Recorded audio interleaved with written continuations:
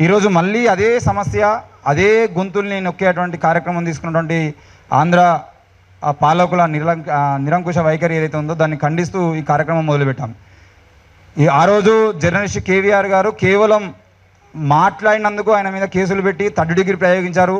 తర్వాత రెండోసారి అసలు ఆయన అనని మాట ఏదైతే ఉందో ఆ మాటని వక్రీకరించి చిన్న పిల్లలకు చూపించినా కూడా, ఆ చిన్న పిల్లలు చూసినా కూడా వాళ్ళు విని ఆయన ఎర్రి బుక్ అన్నాడని చెప్పేసి చాలా క్లియర్గా చూపిస్తూ ఉన్నారు.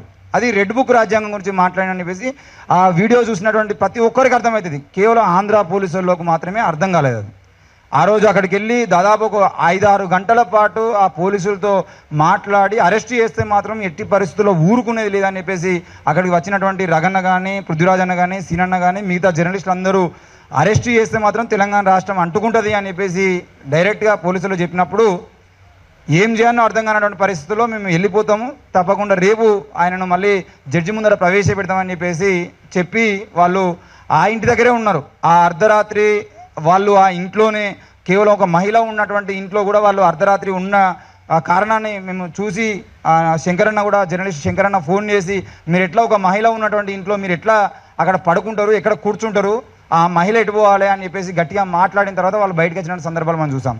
ఈరోజు నాగేశ్వర్ గారు మాట్లాడితే నాగేశ్వర్ గారు మాట్లాడినటువంటి మాటల మీద సమానం చెప్పుకోలేక అక్కడ టీడీపీ జనసేన పొత్తులో ఉన్నప్పటికీ వాళ్ళు చేస్తున్న వ్యక్తిగత రాజకీయాలు ఏవైతేనేయో వాటి గురించి మాట్లాడిన తర్వాత జరుగుతున్న పరిణామాలన్నీ మనం చూస్తూ ఉన్నాం.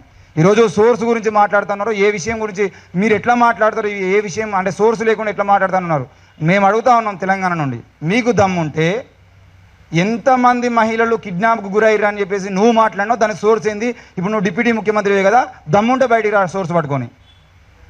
తిరుపతి లడ్డు కల్తీ అయిందని చెప్పేసి సిగ్గు లేకుండా మాట్లాడినటువంటి మీరు తిరుపతి లడ్డు గురించి నేను మాట్లాడలేదు, దాంట్లో వైసీపీ పేరే తీయలే అని చెప్పేసి అసెంబ్లీలో మాట్లాడారు కదా, ఆనాడు ఏ సోర్స్ పెట్టుకొని మాట్లాడినావు అని చెప్పేసి మేము అడుగుతాను. మీకు దమ్ముంటే మీకు చేతనైతే ఈరోజు సోమాజిగూడ ప్రెస్ క్లబ్లో అడుగుతున్నాం, రమ్మంటే ఆంధ్రాకి వస్తాం భయ్, అక్కడికి వచ్చి అక్కడ కూర్చోమంటే కూర్చుంటాం. ఏ సోర్స్తో నువ్వు ఆ రోజు తిరుపతి లడ్డు కల్తీ జరిగిందని మాట్లాడినావు, కల్తీ అయిపోయిన తర్వాత మళ్ళీ ఏదో ఆ ఆయిలే కల్తీ అయింది, లేకపోతే ఆ నెయ్యి కల్తీ అయింది, ఇంకేదో కల్తీ అయింది, మొత్తానికైతే కల్తీ అంటాను కానీ ఏం కల్తీ అయిందో చెప్పడం చేతగానటువంటి ఈ దద్దమ్మ ప్రభుత్వాలు ఈరోజు మాట్లాడినటువంటి వాళ్ళ మీద సోర్స్ చూపించండి అని చెప్పేసి చెప్తున్నారు. దానికి వ్యతిరేకంగా ఈరోజు జరుగుతున్నటువంటి రౌండ్ టేబుల్ సమావేశం ఏదైతుందో దీన్ని ముందు తీసుకుపోవాల్సిందిగా